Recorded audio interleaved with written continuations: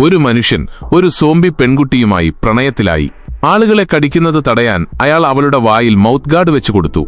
അന്നു മുതൽ അവർ ഒരു ദമ്പതികളെപ്പോലെ ഒരുമിച്ച് ജീവിച്ചു. എന്നാൽ പെൺകുട്ടിക്ക് അവനെ തിന്നാൻ എപ്പോഴും ആഗ്രഹമുണ്ടായിരുന്നു. അവൾ അവനെ കടിച്ചുകൊണ്ടേയിരുന്നു. ബാത്റൂമിൽ പോലും അവനെ പിന്തുടർന്നു.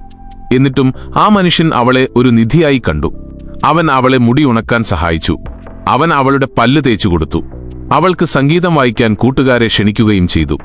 ഒഴിവു സമയങ്ങളിൽ ആ മനുഷ്യൻ പുറത്തുപോയി മറ്റ് പെൺസോംബികളോട് പോരാടി അവരുടെ നെക്ലേസുകൾ മോഷ്ടിച്ച് തന്റെ പെൺകുട്ടിക്ക് നൽകി.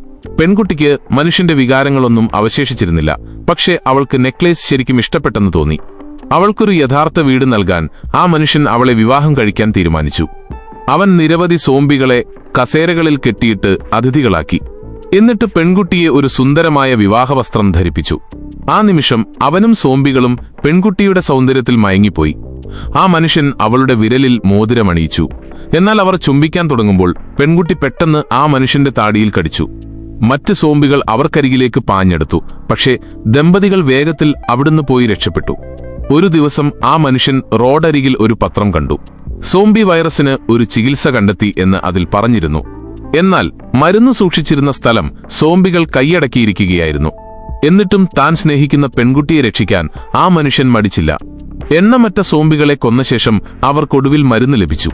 എന്നാൽ അവൾക്ക് കുത്തിവെപ്പ് നൽകാൻ തുടങ്ങുമ്പോൾ മറ്റൊരു കൂട്ടം സോംബികൾ പാഞ്ഞെത്തി. അവർ രണ്ടുപേരും വേഗത്തിൽ ഒരു വാനിൽ ഒളിച്ചു. പക്ഷെ പരിഭ്രാന്തിയിൽ മരുന്ന് പുറത്തു വീണു. ആ മനുഷ്യൻ അതെടുക്കാൻ കൈനീട്ടി. എന്നാൽ വാനിനടിയിൽ ഒളിച്ചിരുന്ന ഒരു സോംബി അവനെ കടിച്ചു. വിഷം അവന്റെ ശരീരത്തിൽ അതിവേഗം വ്യാപിച്ചു. ചിന്തിക്കാതെ അവൻ മരുന്ന് തനിക്ക് ഇഞ്ചക്ട് ചെയ്യാൻ ഒരുങ്ങുകയായിരുന്നു.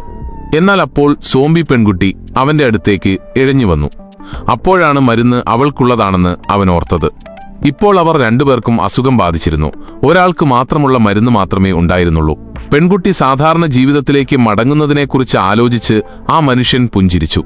അവൻ സ്വയം രക്ഷിക്കുന്നതിന് പകരം അവളെ രക്ഷിക്കാൻ തിരഞ്ഞെടുത്തു. മരുന്ന് അവളുടെ ശരീരത്തിൽ പ്രവേശിച്ചപ്പോൾ ഉള്ളിലെ വൈറസ് പതുക്കെ അപ്രത്യക്ഷമായി. താമസിയാതെ അവൾ വീണ്ടും മനുഷ്യനായി മാറി. പക്ഷെ അവൾക്ക് ആ മനുഷ്യനെക്കുറിച്ചുള്ള എല്ലാ ഓർമ്മകളും നഷ്ടപ്പെട്ടു. അപ്പോഴേക്കും അവനൊരു സോംബിയായി മാറിയിരുന്നു. ഇതിന്റെ അടുത്ത പാർട്ട് വീഡിയോക്കായി ചാനൽ സബ്സ്ക്രൈബ് ചെയ്യുക.